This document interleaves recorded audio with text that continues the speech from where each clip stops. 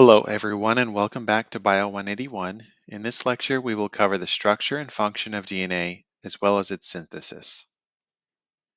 Deoxyribonucleic acid stores information in the form of genes on chromosomes that is passed down from one generation to the next. And it is these genes that encode the heritable traits and characteristics that an individual organism possesses.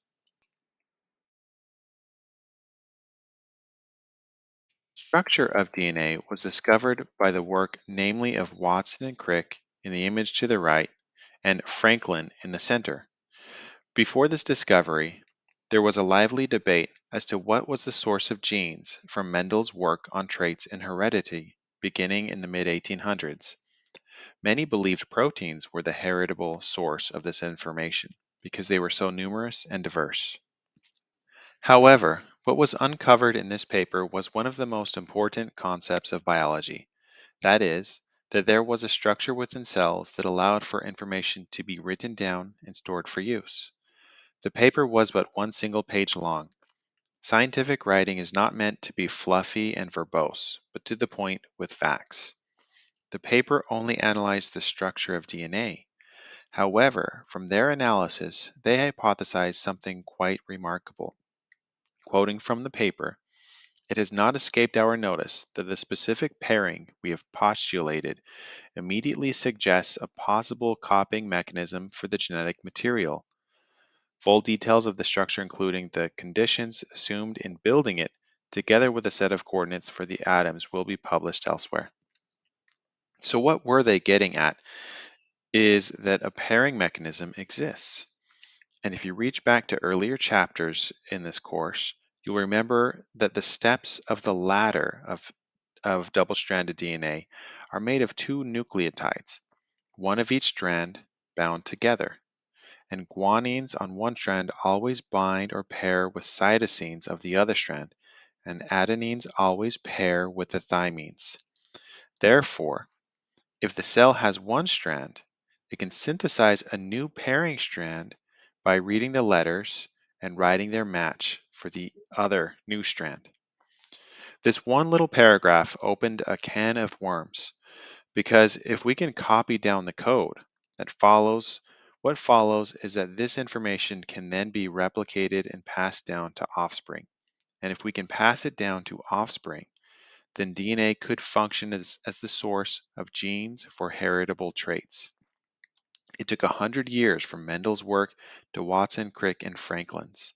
What other of nature's secrets will we learn 100 years from them? With our knowledge of DNA, we can understand the genetic basis for disease. For example, sickle cell anemia is caused by a single mutation in the gene for hemoglobin, a protein that carries oxygen to cells. We can take immune cells out of a patient's body and modify their genes to enhance their immune response to a particular target, such as cancer, and then place them back in the patient's body so their own immune system can mount a highly effective attack on the cancer. Clone organisms, in other words, create a genetic replica of another individual. This is done in labs all across the country for single celled cultures, but the methods can be applied for multicellular organisms such as Dolly the sheep, who was the first complete mammal ever to be cloned in 1996. We can also understand how organisms have diverged and evolved from other species. This is synonymous to books that have been written down through long periods of history, and as they are copied, they have slight errors or modifications. Over time, these errors and modifications lead to gradual changes that build up to large changes, and scientists can analyze changes over time to estimate how related these different books are to each other and the lineage they took to get to where they are today. Recall that we said mitochondrial DNA was similar to bacterial DNA. We came to this statement based on the same principles of comparative analysis, and the science is collectively called bioinformatics. We can even modify our own DNA to combat disease. You may have heard in news articles CRISPR editing. Scientists use this as an editor to go in and change the code of our DNA. The big picture here is our understanding of the structure and function of DNA is one of the most important and powerful tools we have in biological sciences and medicine. We all carry four different nitrogenous bases in our DNA. Nitrogenous bases with two rings are classified as purines. They include adenine and guanine. Nitrogenous bases with one ring are classified as pyrimidines. They are cytosine and thymine. Each are bound to deoxyribose, which is bound to a phosphate. Nucleotides link up to other nucleotides to make a strand or polymer of DNA. They do this by a condensation reaction. The condensation reaction is a dehydration reaction where the oxygen of ribose binds to the phosphorus of phosphate, and a water molecule comes from the hydrogen and oxygen atoms, leaving the molecule during the bond creation. The cell builds new DNA molecules by attaching one of these after another through these bonds, which we call phosphodiester bonds. And we can see how we link one phosphate to another ribose, connecting these nucleotides to do so.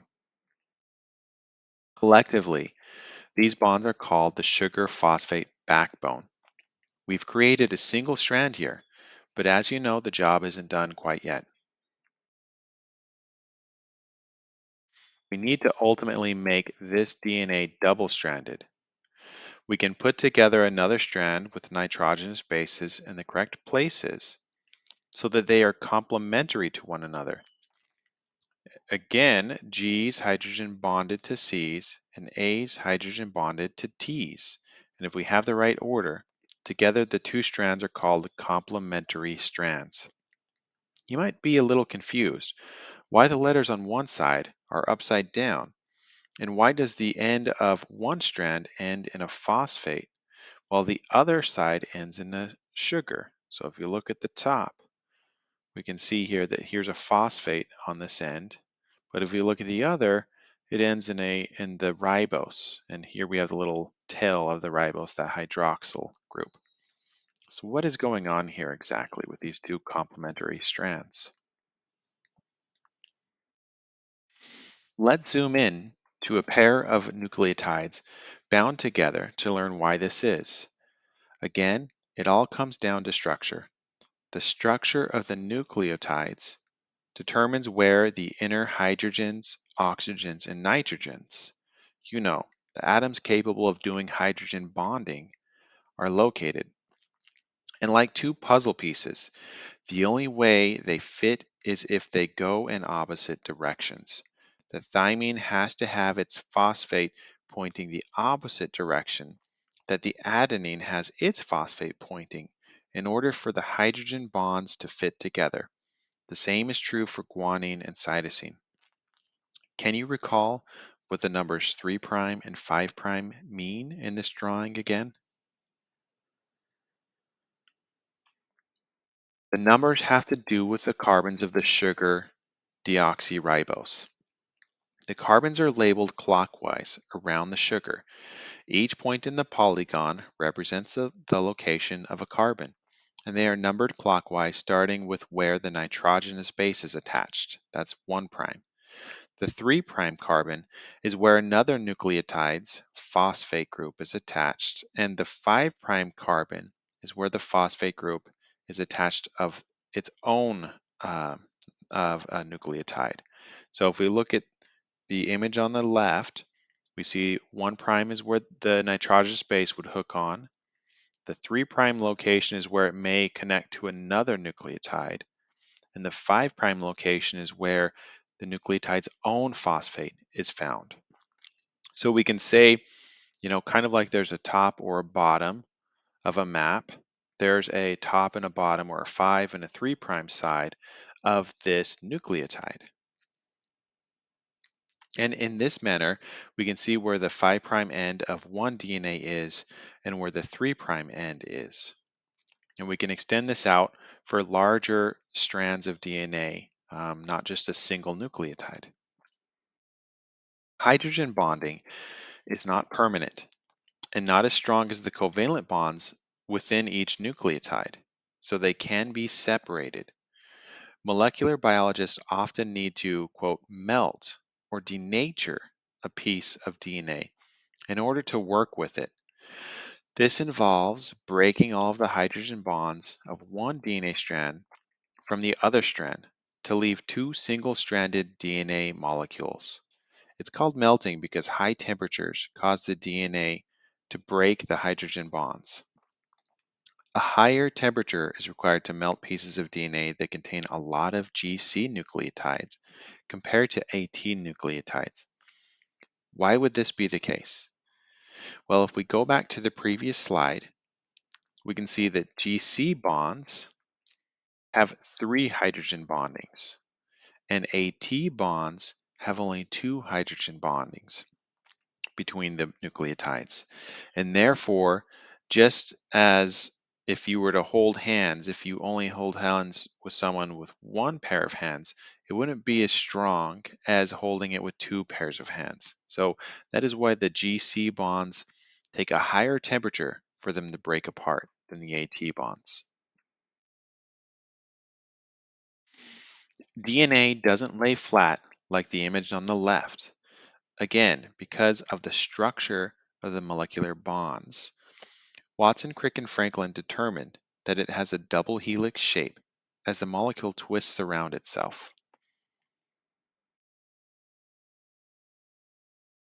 Together, the two strands are called complementary strands. They always end in opposite components of the backbone. One ends in a sugar and the other ends in a phosphate.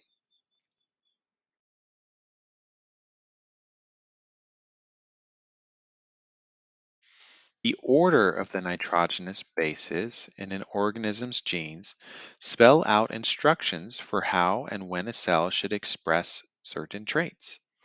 As an example of how this might work, allele 1 has a CG pair, where allele 2 has an AT pair. Allele 1's cells create a yellow pigment molecule, but the mutation in allele 2 makes this pigment a green color. We've previously discussed how the cell needs to make a complete copy of its DNA before it can divide into two new cells. For example, we saw the creation of sister chromatids in S phase of eukaryotic cells. But we were busy looking at the big picture of the cell cycle, and we didn't take the time to look at the molecular steps in the process. DNA replication takes place through a series of chemical reactions that are mediated by different complex enzymes. These reactions use a cell's existing DNA molecules as templates from which new copies are made. Cells need to do this at incredible speeds due to the sheer number of nucleotides present in a chromosome, and enzymes orchestrate and speed up these reactions. For example, the human chromosome 1 is 249 million base pairs long. To put this into perspective, for you to type 249 million A's, T's, and G's and C's, you would need to type at a rate of 200 letters per minute for 865 days straight without any breaks. Additionally, the error rate of mistyping for cells is only about 1 in a billion. Can you imagine how cells are capable of doing this? Luckily, we'll go through it together, one step at a time, so you don't have to.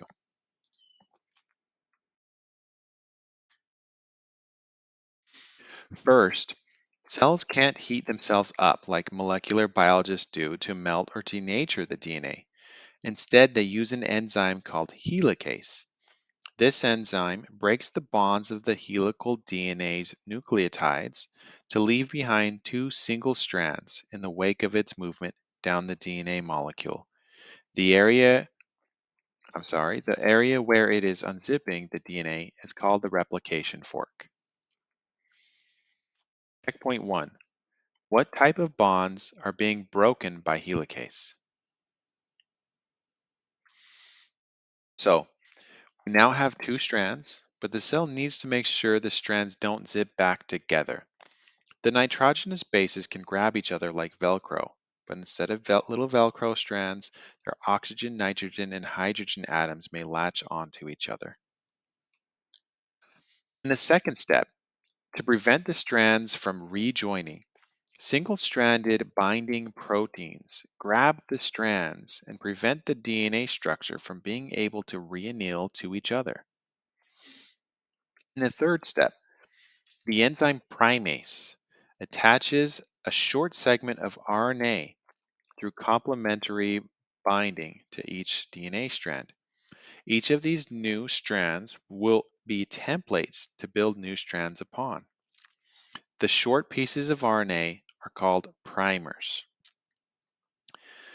because they will start the process of DNA replication. In a way, they are priming the well. The primer that primase lays down is RNA, and it is just like all RNA and DNA in that it will always start with a phosphate group or a 5' end and end with a ribose sugar or a 3' end.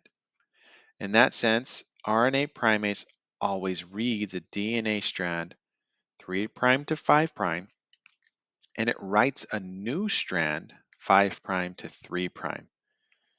This means that it will work in opposite directions on opposing complementary strands.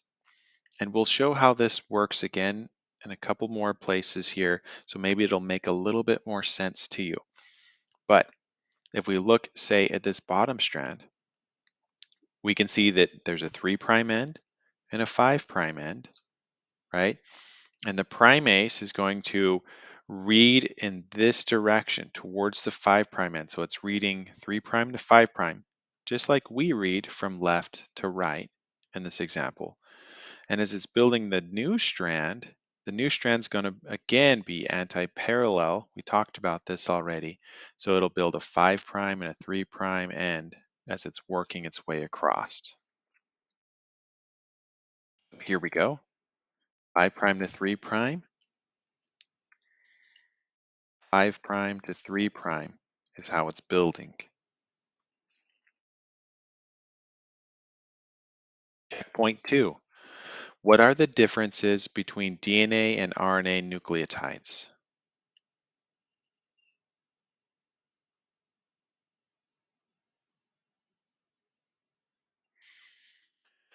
So, in step 3, Primase has laid the foundation for building a new strand on each DNA template, and that beginning is called a primer. Look at the top strand of DNA. At the very far left, we can see that end is a 5' end. At the very far right, we can see that that end is a 3' end. Primase has laid down a fresh primer, and because nucleic acid strands bind in opposite directions, we can see that its 5' and 3' end are on opposing sides. The arrow tells us which direction we are building, or is often said in genetics, writing the new strand. And that direction will always be 5' to 3'. The primase cannot write in the wrong direction. The bottom strand we are still writing in the 5' to 3' end, but in order to do this, we are going to be going the wrong direction. The arrow shows that this would be moving away from the replication fork.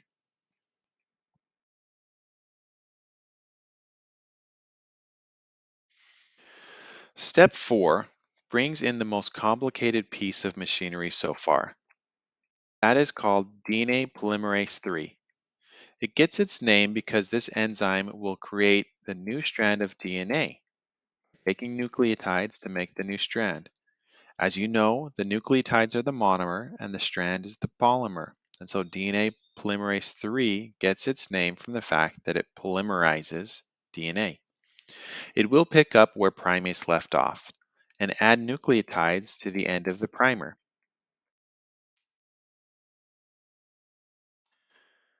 Just like primase, it will read the template strand from 3' towards the 5' end, and therefore it will write, in other words, add new nucleotides from 5' to 3'.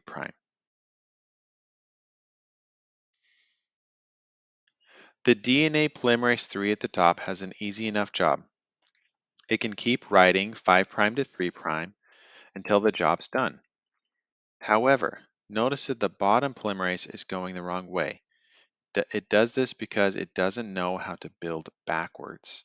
Remember, they can only write new DNA in the 5' to 3' direction. So ultimately, it hits the end of the DNA and falls off. We'll later see how biology solves this problem.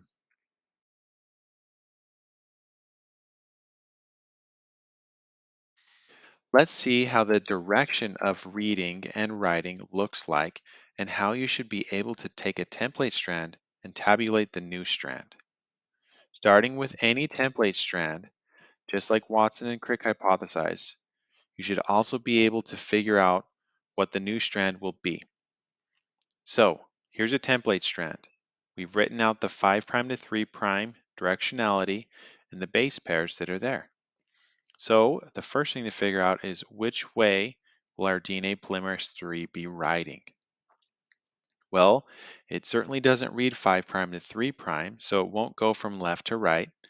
It reads 3' to 5' in that direction, and therefore it's going to write 5' to 3'. Give us our new strand.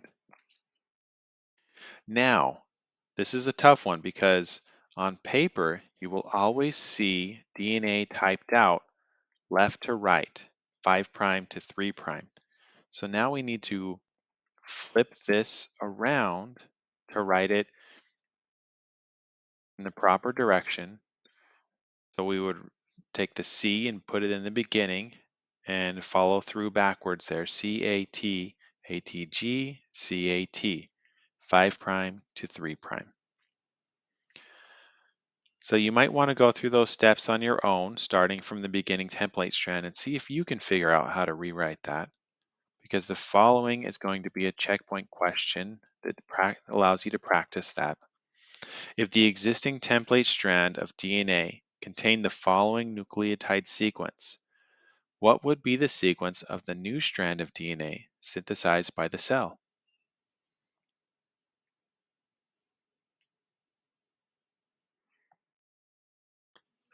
We've now reached step 6. As the helix unwinds and the DNA separates at the replication fork, DNA polymerase 3 can keep creating this top strand continuously without a problem because it will read the top strand 3' to 5', and it will always be moving towards the replication fork. This strand is called the leading strand. However, the lower strand cannot be made continuously because these enzymes only read 3' to 5' and build things in a 5' to 3' direction.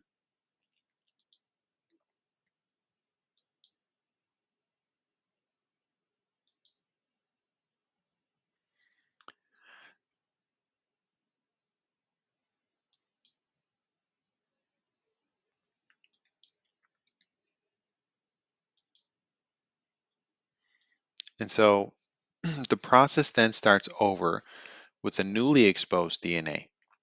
Primase moves into the replication fork and creates a new primer.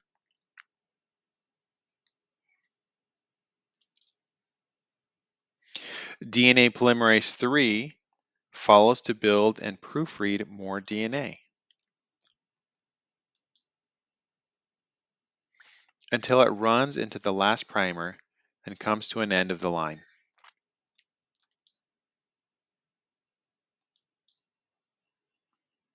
And this continues on. with the leading strand continuing to work towards the replication fork.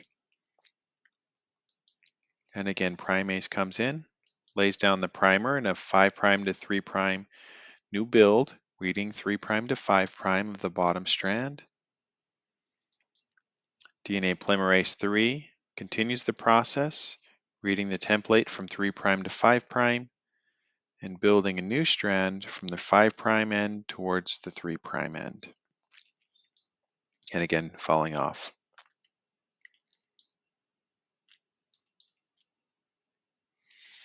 Consequently, the top strand will always be leading, hence the name leading strand, and the bottom strand will always be lagging, which is why it is called the lagging strand.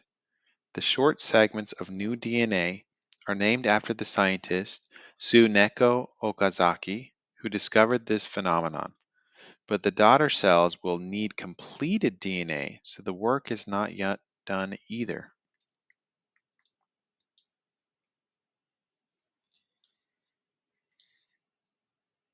A new enzyme, this one called DNA polymerase 1, can do what DNA polymerase 3 could not. It can cut out the remaining RNA primers and then fill them with DNA nucleotides. However, it cannot connect the final nucleotides.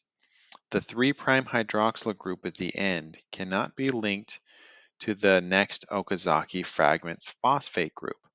So what we are left with are little nicks in the backbone that aren't connected by the sugar phosphate bond, called a phosphodiester bond.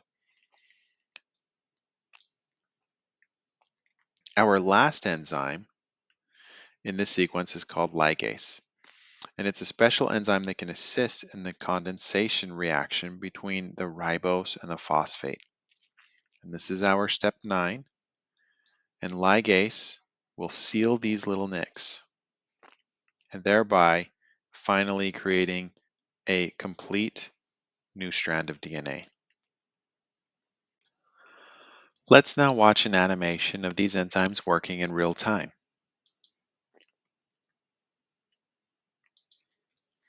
Okay, so what we have here is the double helix DNA coming in.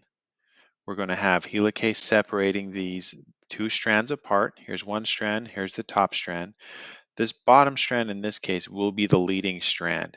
This will be our DNA polymerase 3 building along this strand.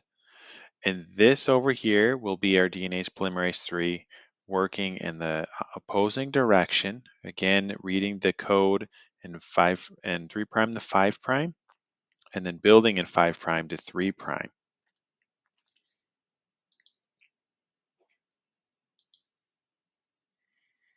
There's the primer added. You see the DNA polymerase has to stop and build again, and it's going to hit into the previous fragment, and now it's building a new Okazaki fragment. The leading strand is just continuing to do what it's doing here. There's the primer just added, and then DNA polymerase builds in the opposing direction. Primer was just added. DNA polymerase will take over and build in the other direction.